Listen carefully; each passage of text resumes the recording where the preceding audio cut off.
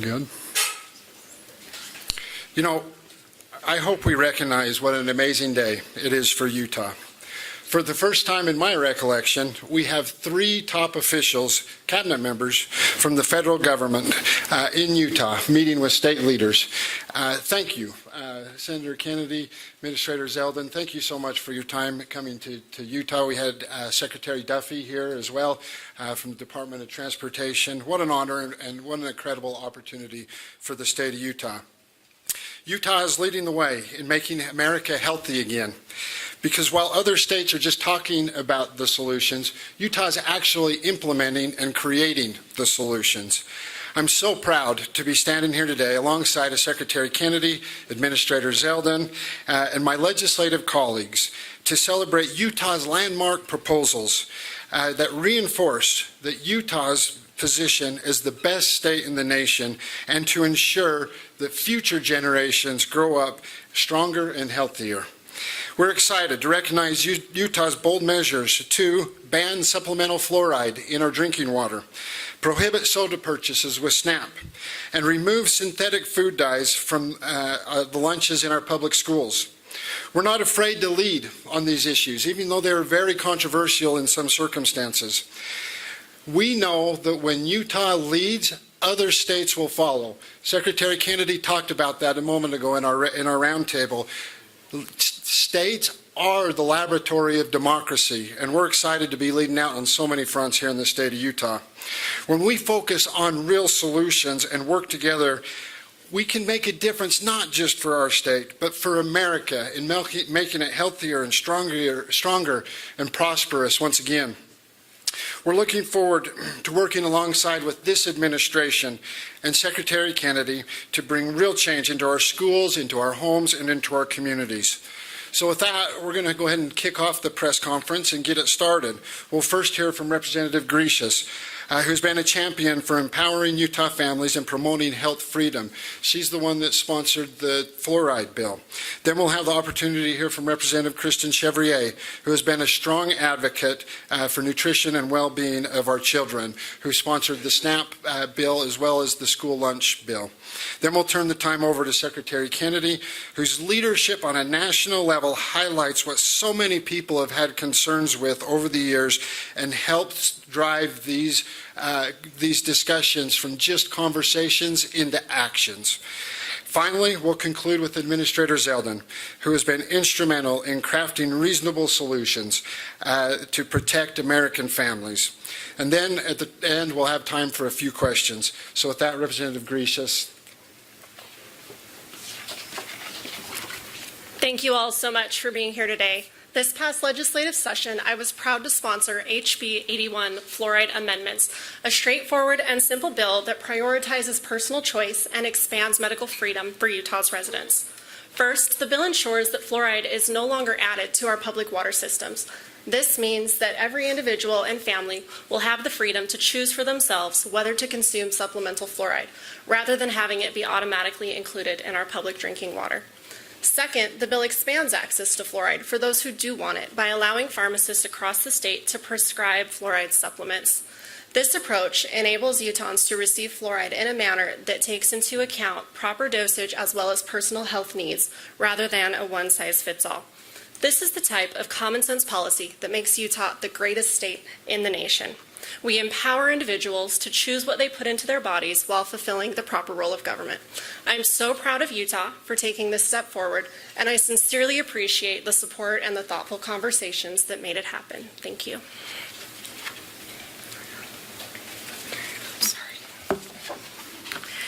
As the sponsor of HB 402 food additives in schools and HB 403 SNAP funds amendments, I want to thank leadership, my floor sponsors, my colleagues, parents and concerned citizens, and the governor for their support in passing this legislation, and U.S. Senator Mike Lee and Congressman Mike Kennedy for taking this legislation to the federal level, and Secretary Kennedy for taking time to celebrate our efforts.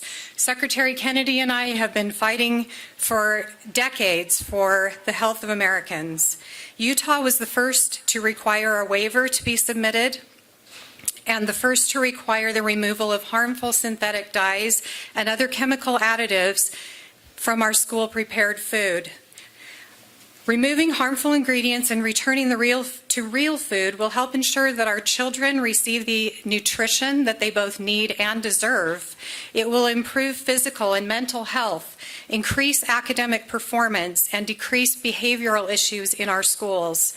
Removing soda from SNAP funding is a benefit both to the overall health of our state and to taxpayers whose dollars were meant to be spent on keeping our most vulnerable neighbors alive and well. This legislation is about physical health, financial health, stewardship, and leadership. We anticipate that this is the beginning of a cultural shift that will extend throughout the nation, a shift toward proactively building health rather than treating disease. Thank you.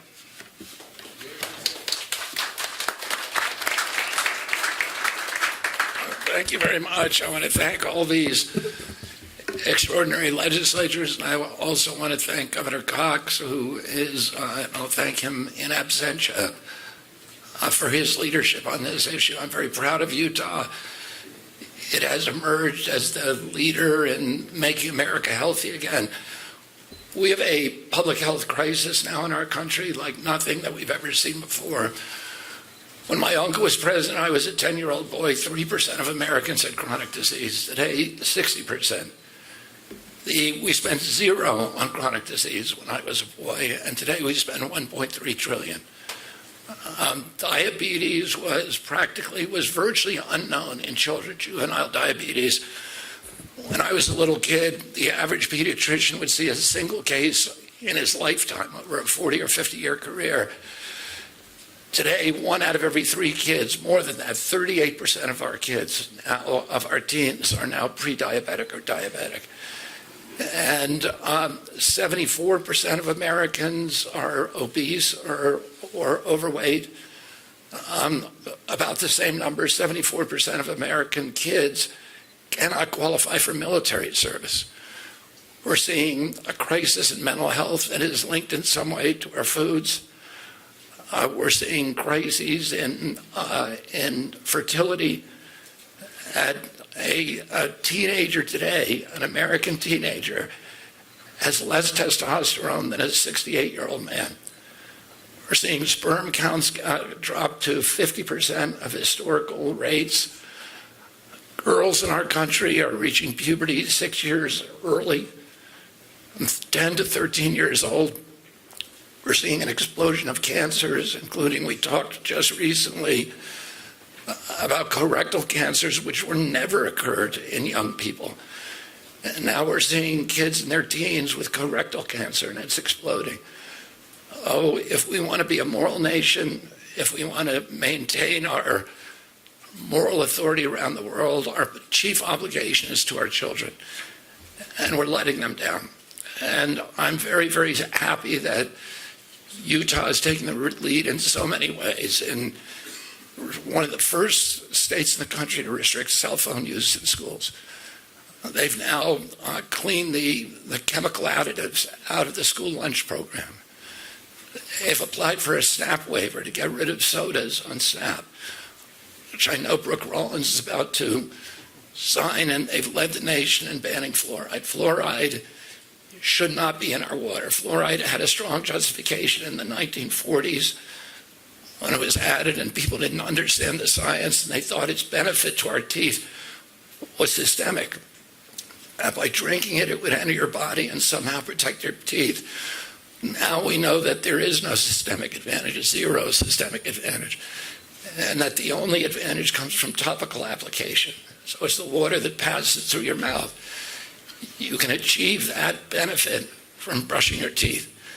And in the era of fluoridated toothpastes and mouthwashes, it makes no sense to have fluoride in our water. The evidence against fluoride is overwhelming. In animals, in animal models, and in human models, we know that it causes IQ loss, profound IQ loss, and it's dose-related. So if the more fluoride you get, the higher levels in your drinking water, your urine, the more likely it is you lose IQ, and also other neurological injuries like ADHD. It affects, science indicates that it affects kidney health, it affects liver health, that it causes hypothyroidism, that it causes osteoarthritis. Women who are more exposed have up to 50% more hip fractures than women who are unexposed. It causes fluoridasis in between 40 and 80% of our kids. It makes no sense to have it in our water supply. And I'm very, very proud of this state for being the first state to ban it, and I hope many more will come. I now want to introduce EPA Secretary Dr. Lee Zeldin.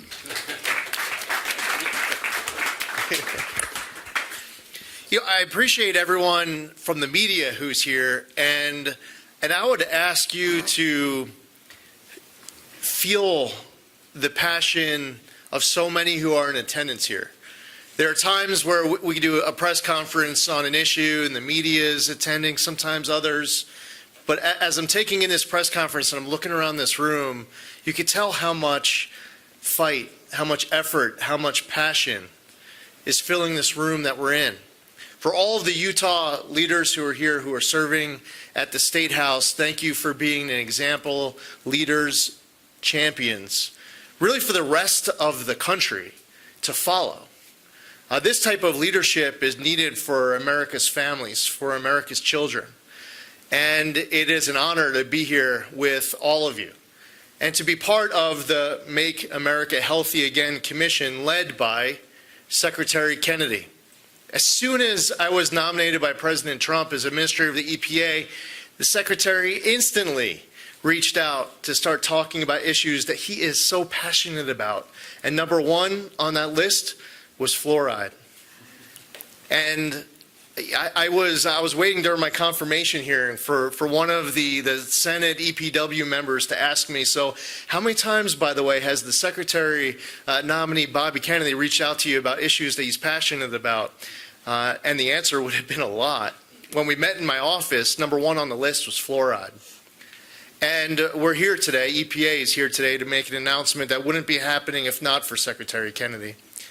So the current standard for EPA is 4 milligrams per liter of fluoride. And it was most recently reviewed July of 2024. But a lot has happened since July of 2024, including a national toxicology program report in August of 2024. If you ask if any members of the media wanted to quiz Secretary Kennedy on every aspect of science that is out there on fluoride, he is ready for any question that you have for him. He's read all of the studies, he's memorized them, and he's fighting for them. So what EPA is going to do is go back and look at these studies that have come out since July of 2024, and we're prepared to act based on these science, both the National Toxicology Program study, as well as other peer-reviewed studies. If this is as important as it is to Secretary Kennedy, if it's as important as it is clearly to so many people who are here in this room at this press conference today, then it is top of the list for the Environmental Protection Agency. Secretary Kennedy, we wouldn't be doing it without you. It's an honor to be here, and it's a privilege to be with all of the leaders who are here fighting for Utah families, fighting for Utah's children.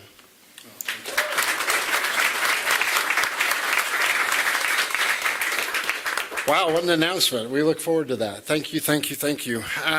I'd be remiss if I didn't just recognize we have some great experts leading not just Utah, but the nation with University of Utah Health Department here, as well as IHC, representative from Intermountain Healthcare, who Utah's been nationally known to have the best healthcare system in the nation. And so we're grateful for all that they do for the state of Utah. Before we open it up to a few questions, I just want to reiterate my appreciation to Secretary Kennedy, Administrator Zeldin, for both visiting the greatest state in the nation, but more importantly, your leadership in the country. And so we're very excited to work alongside you as the state of Utah to help further the great work that you all are doing. Thank you. One thing that we know, Utah handles its affairs better than any other state in the nation. You go down the list, Utah is one of the best, most fiscally sound state in the nation. We have the best economy in the nation. We're the best state to start a business right here in the state of Utah. And so many opportunities. #1 state in the nation for upward mobility. So many great things.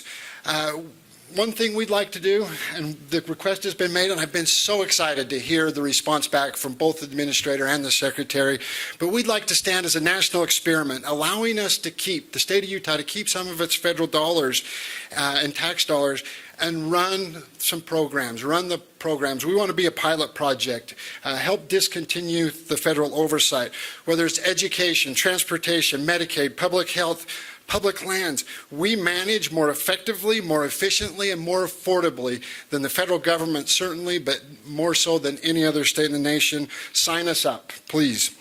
We are short on time, but we do have have a little bit of time for a couple questions. So with that, let's open it up to a couple questions. Let's go with Ben Winslow. Mr. Secretary, you've heard from the Speaker about asking to manage federal programs. Are there any you are amenable to letting the state control? President Trump's vision for this country is that the states should be 50 laboratories around the country, and that they should be able to run their own affairs, and that we can the best ideas are coming from the grassroots and are coming from the bottom up. We are determined to do that, and we're talking about doing it already, and we're going to move very quickly. Thank you. You said a few days ago that HHS was going to be reinstating some jobs that were cut. Your staff then said that's not happening. Can you clarify? Is it? Are there programs that you believe should be reinstated? No, the program. What I said was that the programs have been consolidated. So we didn't cut any core programs or any critical care programs or any scientific programs. Those programs are being consolidated in a new agency that is going to make America healthy again. Nothing being reinstated. So let's move on to another question. Amy, with Deseret News. Yes, Mr. Kennedy, I'm curious about the evolution of your opinions on fluoride. Is this something that you've always been against, or did it evolve over the years? And what led It evolved when I read the science. I think I read it most carefully in the last couple of years, and the science evolved. The National Toxicity Program issued its report in August, and that report was devastating. And I don't think, I think we need to apply the precautionary principle in this country that we should do no harm, and it clearly is doing harm. I mean, the trade-off is IQ loss in kids, and we can't afford that. In this country, we need all the brain power that we can to handle the challenges of the future. And then the other health impacts, which are less clearly documented in the science because they have not been completely well studied, but they are alarming enough so that we shouldn't be demanding that parents accept something for their children in their homes that is essentially a medication. They can go to the drugstore and they can get toothpaste. If you want to apply it in your home, you can. You can get mouthwash. And I believe, and I think it's a moral imperative that we all believe in freedom of choice in this country. It is one of the bedrock principles of our democracy that the government shouldn't be making decisions, intimate decisions about our own lives. And, and then just the science is overwhelming on it. Now, it doesn't make any sense. So, Amy, I'd maybe just like to add to that, Amy. In Utah, we believe here in win-win solutions, right? So part of Representative Grecius's bill actually made it easier to get prescriptions for fluoride. And so for those parents, we want to make sure that those options are there. And so appreciate Representative Grecius's leadership on that. Let's go with one more questions with the national news media. News Nation. Where's News Nation? Right here. Yes. Secretary, if you got your wish and how healthy would America look after it? What would it look like to you if you got every single state to do that? Secondly, are you concerned with the speed at which you're moving on something like this issue here? Even we talk frequently that there are higher priority issues here that you could address. Well, we're addressing a lot of issues. I mean, we're making press announcements every day. In Europe, most of the nations have already banned fluoride, and their cavities have not increased. And there's no way to measure without some kind of observational study an increase in IQ until many years down the road. When the indicators are that fluoride damages IQ in the same way that leaded gasoline, at about the same level it does. And we saw about a 2-point IQ nationally, a 2-point IQ hike after about 20 years after the ban on leaded gasoline. We will see a difference, and people will be healthier. Bobby, can I ask a question, please? The Alliance for Natural Health has sued the FDA to re-implement the CPG 400.400 to regulate homeopathic medicines since the Food, Drug, and Cosmetic Act of 1938. And I wondered if you've seen that suit, if you would acquiesce and not fight it, because regulation for natural medicine... Who have they sued? The FDA, the Alliance for Natural Health. I will talk to Marty McCary. Marty McCary is a very, very big advocate of natural medicine and making sure that we have science-based medicine for everybody, whether it's natural or allopathic. So I'm just going to follow up really quick. And we're here talking about fluoride. But one thing the Trump administration has shown, and these administrators have shown, that they can walk and chew gum at the same time. We're talking about fluoride, but there's a whole host of other things that they are working on. We're very grateful for your leadership and all that you guys do. Thank you so much for coming to Utah. Thank you all for being here today. We're going to wrap up. There's all we have last time. So thank you.